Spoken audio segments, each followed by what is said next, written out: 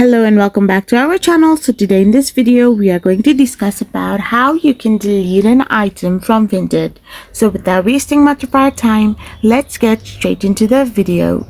So to delete an item from Vinted, you need to simply tap open your Vinted app, and once you have opened it, you will end up in this kind of interface.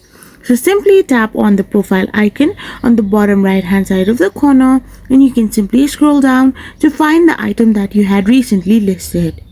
So simply tap on that particular item and then tap on the three dots icon on the top right hand side of the corner.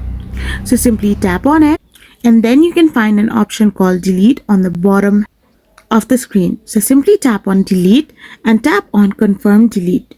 Now you can see that item has been gone. This is how you can know that your item has been now deleted from Vinted. I hope you found this video helpful, so don't forget to hit that subscribe button and do give us a thumbs up.